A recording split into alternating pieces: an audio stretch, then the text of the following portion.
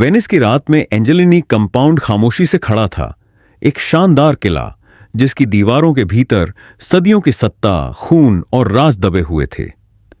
बाहर नहरों में चांदनी चमक रही थी, लेकिन इन दीवारों के अंदर दया की कोई जगह नहीं थी। एक आदमी ठंडी जमीन पर घुटनों के बल बैठा था। उसका घमंड टूट चुका था, आवाज कांप रही थी।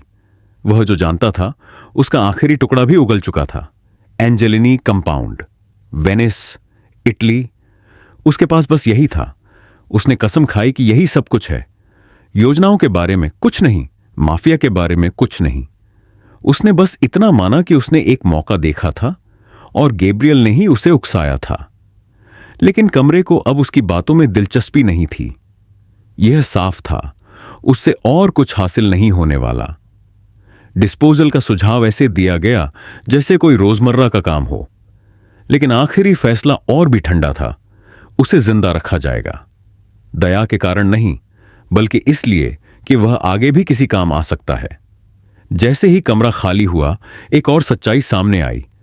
मिशेले अकेला निशाना नहीं था जिसने भी यह चाल चली थी। उसने एक खतरनाक सीमा लांघ दी थी, ऐसी सीमा जिसे एंजेलिनी परिवार भी शायद ही पार करता हो। यह लापरवाही थी, यह हिम्मत थी, और अजीब तरह से काबिल ए तारीफ भी। लियोन एनेक्स को रिपोर्ट भेजी जाएगी, लेकिन सावधानी से। कुछ बातें साफ कर दी जाएंगी, कुछ बातें दबा दी जाएंगी। खासकर गैब्रियल को सब कुछ जानने की जरूरत नहीं थी। इस बार दांव पर उसका बेटा था, और भावनाएं उसकी सोच को धुंधला कर सकती थीं। बेहतर था कि उसे अंधेरे में रखा जाए, बाकी सब वे खुद संभाल लेंगे।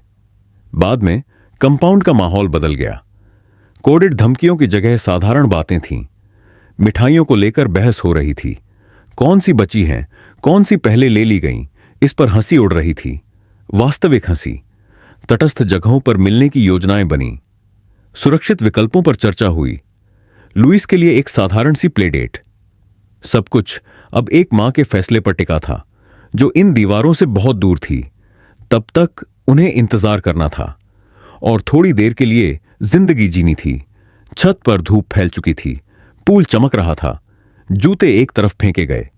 एक पिता भाग रहा था, नाटक करते हुए, और एक बच्चा हंसता हुआ उसका पीछा कर रहा था। देखने वालों को यह अविश्वसनीय लग रहा था। दवीना ने सबसे ज्यादा महसूस किया, उसकी हंसी, उसका बेपरवाहपन, उसका बदला हुआ चेहरा।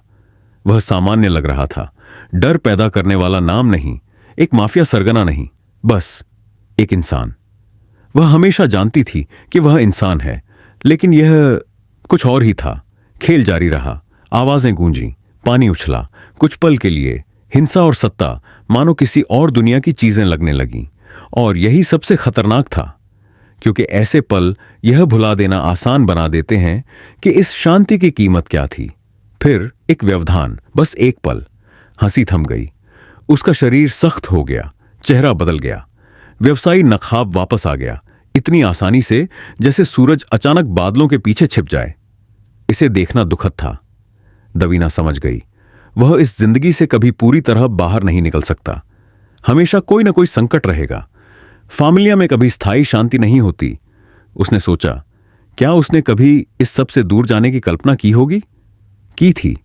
एक शांत समुद्र तट, हाथ में ड्रिंक, लहरों की आवाज। लेकिन ऐसे सपने जानलेवा होते हैं। यहां कोई सच में नहीं छोड़ता। और फिर भी शहर की ओर देखते हुए उसकी आंखों में कुछ ऐसा था जो बताता था, वह सपने देखना अभी छोड़ने वाला नहीं था, क्योंकि करीब करीब कभी भी काफी नहीं होता।